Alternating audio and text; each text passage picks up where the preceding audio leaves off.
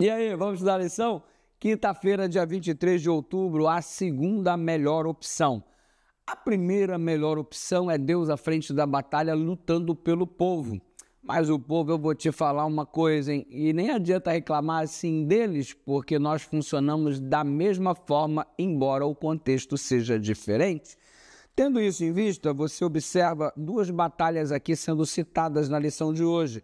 Uma citada em Êxodo 17, a batalha de Israel contra os amalequitas, o primeiro conflito em meio ao deserto depois de terem saído da terra prometida.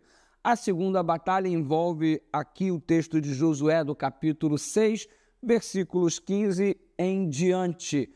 A similaridade entre as duas batalhas, obediência e dependência de Deus. E qual que é a grande diferença? Em uma, eles apanham a arma para lutar. Na outra, Deus executa a operação sozinho, sem que os israelitas tenham possibilidade de tomar a arma nas mãos.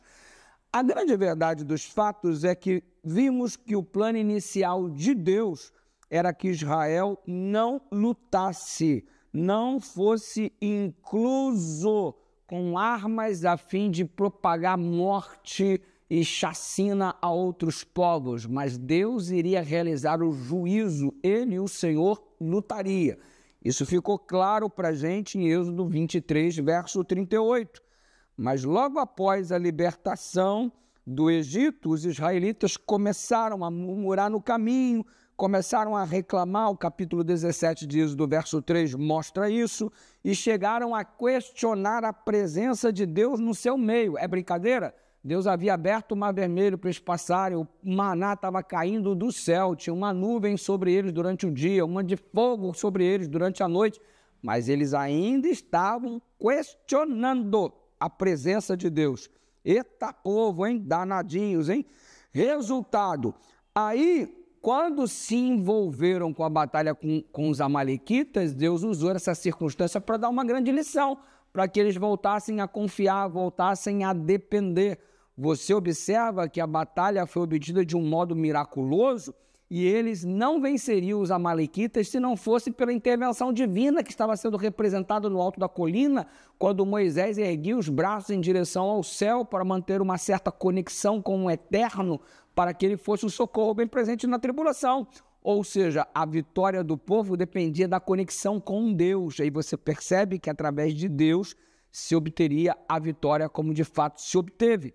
Tendo isso em vista, era uma lição para o povo voltar a confiar em Deus, porque eles queriam pegar nas próprias espadas e partir para o braço, porque não estavam confiando que o Senhor Deus lutando seria suficiente.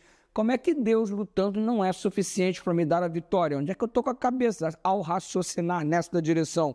Mas era exatamente isso que estava acontecendo.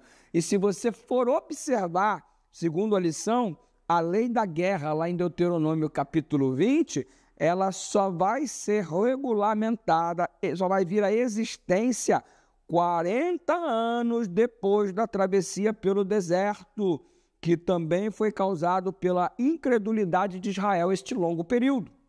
Você percebe que novas circunstâncias exigiam novas estratégias e foi somente então que Deus exigiu que Israel aniquilasse completamente os cananeus. Quando é que Deus exige que Israel aniquile os cananeus? Quando eles vêm de um histórico de incredulidade, onde eles rejeitam o Senhor lutar por eles e eles mesmos querem pegar nas armas para lutarem. Então Deus fala assim, continue independente de mim e através deste método eu também posso dar a vitória. Então você percebe que há um processo de adaptabilidade em função da dura serviço do povo. Que coisa, igualzinho aquela parte em que o povo queria porque queria um rei, porque não aceitavam Deus como rei. Aí Saul foi o primeiro rei, porque a teocracia foi rejeitada, eles queriam a monarquia igual às outras nações. A mesma coisa em relação ao exército. Não, nós queremos lutar igual as outras nações lutam. A gente não quer que tenha um Deus lutando por nós. Olha que absurdo. A gente não quer que tenha um Deus reinando sobre nós. A gente quer ter um rei que a gente possa ver. Resultado, pediram um rei por manifestação de incredulidade, queriam pegar nas armas por manifestação de incredulidade, assim como Deus quis mostrar seu poder atuando por intermédio do rei como instrumento, ele usava o exército agora como instrumento para mostrar que a vitória deles continuava dependendo do Senhor, que embora eles apanhassem as armas, era Deus que dava a vitória da mesma forma, de modo miraculoso. Ou seja, Deus sempre buscando um ponto de contato com os seres humanos, a despeito da rebeldia e da dura serviço que o ser humano apresenta. Deus também está buscando um ponto de contato contigo. Creia nisso e se entregue a Ele. Ore comigo. Pai querido, obrigado pela tua busca incessante de estar sempre se aproximando de nós. Nós permitimos que o Senhor nos acolha, nos abrace, nos dirija. Ajuda-nos na nossa incredulidade para que possamos crer de fato e entregar tudo nas tuas mãos, inclusive as nossas batalhas, em nome de Jesus.